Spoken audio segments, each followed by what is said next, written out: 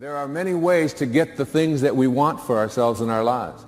But basically, it all begins with how we choose to think.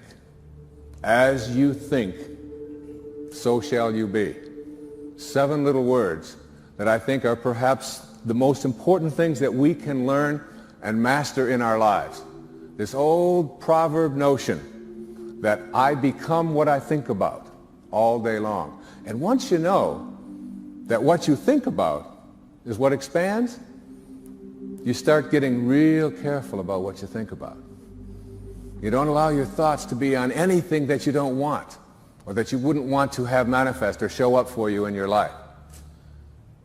Emerson said, the ancestor to every action is a thought. And you can look at every spiritual tradition, whether it's Eastern or Western, whether it's ancient or modern, whether it's civilized, quote, or uncivilized, quote, whether it's tribal.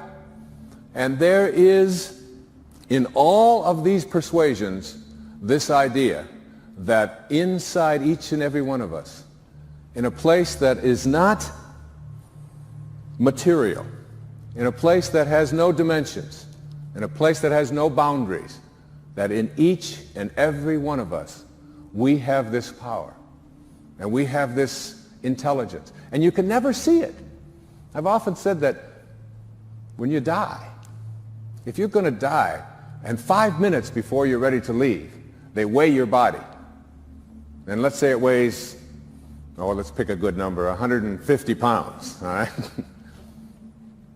And then life leaves your body, and they weigh your body instantly after you're dead, and it still weighs 150 pounds. So that your body weighs the same alive or dead before it begins to deteriorate. And if that's the case, then your life, this thing that leaves your body and your body still weighs the same, is weightless. Your life is weightless. You can't put a dimension on it. You can't put a measure on it. Who you are is that life. And that life is not in the dimension of material. It's like if I want to wiggle my finger, I just have to have a thought. And the thought says, I think I'm going to wiggle my finger. And then I do this, and you say, well, that's really no big deal. But it really is a big deal.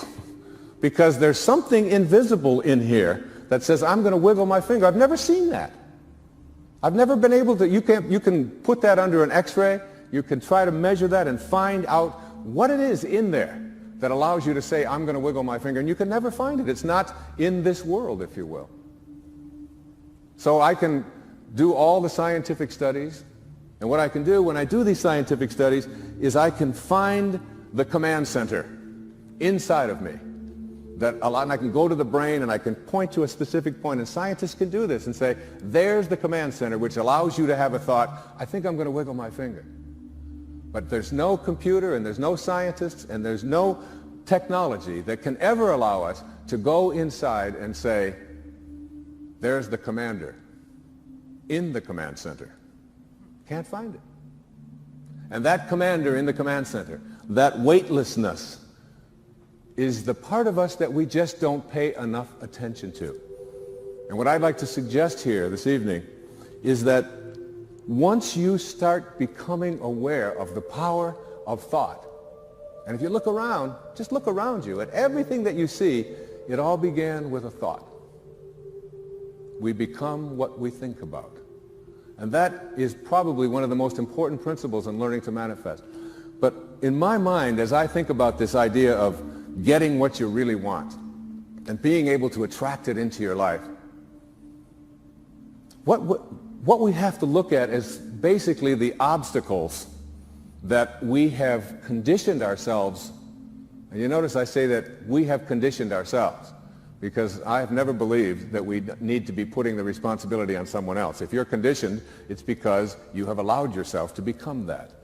And if we are conditioned, if we've conditioned ourselves to believe certain kinds of things, and one of the things that we kind of believe and hang on to and live with is this whole idea that all of the things that happened to me in my past are what are keeping me from doing what I'd like to do today. The first person in each person is called the ego, or I call it the ego. E-G-O. Earth guide only. All right? This is the part of us that says who I am is separate from you, separate from God, separate from my environment, and therefore I'm in competition with, and my value is based upon how much I get, how much my stuff is worth, how much better looking I might be, or how much more attractive I might be, how much more money I might have, the value of my possessions, and so on. What is mine? So it's not mystical awareness which says I am connected. It is that individual lower level of awareness which says my ego. This is mine. Also in each and every one of us there's another person. And this other person is called what I call the sacred self or the higher self. And this sacred or higher self really doesn't care how much you get. It doesn't care who you're better than. It doesn't care how much stuff you have. It's not interested in any of that. The problem is that we very seldom listen to it. We pay very little attention to it. This higher or sacred part of us wants only one thing. It wants us to be at peace. At peace. And if I said to you, I'm going to give you a magic wand, and with this magic wand, I am going to allow you to just wave it and get anything that you want. Whatever you want. You can have this, you can have this car, you can have these nice clothes over here, you can have this home, whatever it is. Or I said to you, in lieu of that, I'm going to give you another wand, and you can wave this, and for every moment for the rest of your life, you'll be at peace. Whatever comes along, you'll be able to choose peace. And basically, we know that we're only here for a very short time. And being able to choose peace, which is what the sacred part of you begs you, the higher self. Once you get that, you begin to shift away, and you stop telling yourself that the people who are close to me, in relationship with me, are the people who don't belong there. I remember my wife and I, we often talk about this, and we've been together a long time. We've had many children together, and we have a very wonderful, loving relationship. Thank you. But we'd often, and one time I said to her, or she said to me, you know, we love each other, but this doesn't sound like love. Sometimes the way we talk to each other doesn't sound like love. Let's practice with each other, being kind rather than being right. And it was transformative that when we had that walk. And doing that with your children, and doing that with a waiter. I mean, a waiter who comes to you and is like, you know, hassled and frazzled and has been busy and all of that, and your ego says, wait a minute, I'm here and I'm important, and I have a right to be served, and I have a right to be served now. That's the ego part of you. If you can suspend that and say, you know, you are a lucky man tonight. You got somebody who's dealing from his sacred self. And I understand. And you take your time, and you come to me, and you bring it at your convenience, whenever you can. I'm willing to suspend and you know what? You'll get served so fast and with such gratitude just for being kind, if you practice it. So now you shift away from what I wish for and ask for, and you frame it in such a way that you intend to create it. I intend to create this, whatever it might be, whether it's a healing, whether it's a losing of weight, whether it's getting rid of an addiction, whether it's creating prosperity. I intend to create it. And if you notice people who are good at manifesting, they don't mince those kinds of words. I will do it. And someone will say, well, what if it doesn't work out? You say, well, then I'll just learn whatever I have to learn from it not working out. But I intend to create this in my life. There's an intention, and the intention is so powerful that you become independent of the good opinion of other people. You're not checking it out with the tribe. You're not checking it out with what everybody else out there said you should do or shouldn't do. You're saying to yourself, I intend to create it. And I often tell people, don't tell anybody else about what you want to manifest. Don't make it a big statement.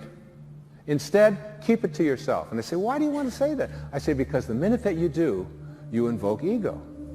And in quantum physics, there's a simple line. It says, particles themselves are not responsible for their own creation. Another way of saying that is the way St. Paul said it. That which is seen, he said, hath not come from that which doth appear. That is, the source of everything over here, it's not over here. It's in this invisibleness. And once you invoke ego, you have to defend it, you have to explain it, you have to get the tribe involved in it, and before long, you've lost the capacity to manifest. It's a spiritual journey. Inspiration, in spirit. When you're inspired, in spirit.